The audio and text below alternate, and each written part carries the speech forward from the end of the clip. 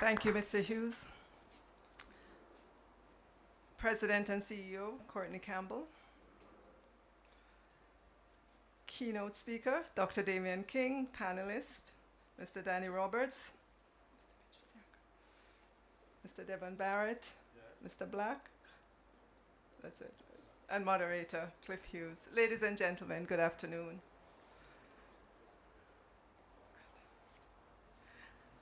I'm pleased to be here this afternoon listening to this discussion.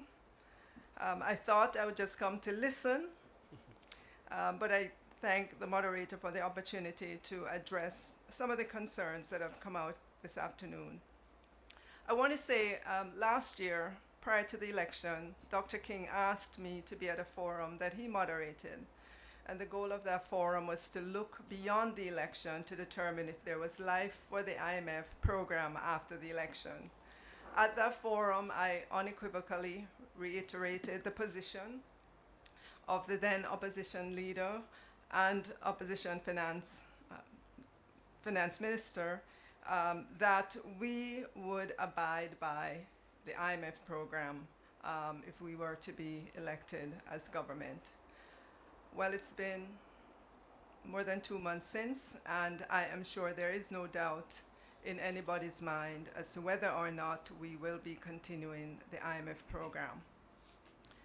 What we are doing, or what we have just done with the 1.5, is to layer on top of the budget that we came into government and saw, layer on top of that, or what we've been articulating in terms of the shift in the structure of the income tax, particularly the personal income tax in Jamaica. Interestingly enough, just to give you a little bit in terms of what happened in the background, when we presented our plan to the IMF, they said to us, you know, it has been such a long time that we've been encouraging Jamaica to do a reform of its personal income tax. It's been years. And so they were happy that we opened this subject with them. And in fact, they encouraged us to go broader, to observe all the principles, the good principles of tax reform. It took us a while, many iterations, many conversations, but we finally settled on a design that the IMF fully supports, and I'm sure that will come out when they speak to the public, towards the end of next week. So we're happy to be here at this juncture. We've done something that has not been done in Jamaica in the magnitude in which it has been done, to give relief to the working class people in Jamaica. We believe as well that this will support growth in the economy. And I know Dr. King talked about the fact that there are more business people than economists. But just to say, we recognize that aggregate demand is significantly important when investment decisions are made. And just to give you an example, when I was in the real estate industry, I did a quick survey of persons to ask them, why is it, persons who are in the industry, why is it you're not investing downtown? There's lots of tax relief associated to building and renovating buildings in the downtown area. And without a doubt, their question always was, who's going to rent the office space when we put it in? So they were always, business people always think about the demand. What is the demand for the product? So what we're creating is demand, and we think that businesses will react positively to that. In terms of Mr. Roberts' concern about next year, he threw out a figure of $18 billion, absolutely incorrect.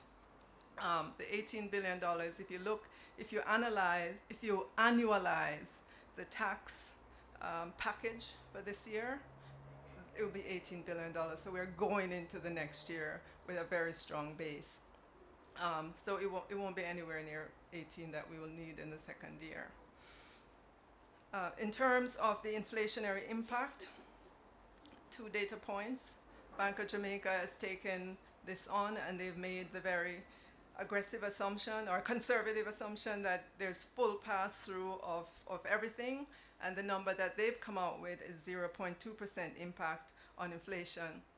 Don't forget that when you look at the inflation basket, energy and electricity, and there's another component there that's only about 7% of the total basket. All right, so then when you look at the LNG, the new LNG regime that has been introduced, our figures show that an increase of US $30 million in fuel costs lead to 1 US cent per kilowatt hour of increase in electricity costs. The LNG regime is less than $8 million US, so the impact there is muted. Additionally, as was mentioned, we're in a very low inflationary environment. In fact, beginning this year, we saw deflation in the Jamaican economy. Oil prices are low. It's a good time to do that. In terms of the departure tax, when we look across the region and compare countries, they were at the $25 to $30 range in terms of departure tax. So Jamaica at 35 is not significantly different than that. The increase looks big because of where it was since 2009 in terms of having the departure tax denominated in Jamaican dollars, even though at the time it was pegged at 20 US dollars. That's why that increase looks so big. But when you compare it today, it's not so significant. And we do not believe that an additional $5 or $10 difference on a ticket because of tax is going to sway a tourist from coming to Jamaica. In terms of the continuation of tax reform, we're absolutely committed to it. We have said we are going to move this country over time away from personal income tax and more towards consumption tax, and we're absolutely committed to that. In terms of microfinance and the financial inclusion, we're just beginning that process. Looking at the studies that have been done, we're encouraged by our multilateral partners to go ahead quickly in that regard. And I think those were the major issues that came up in terms of concerns. So thank you, ladies and gentlemen.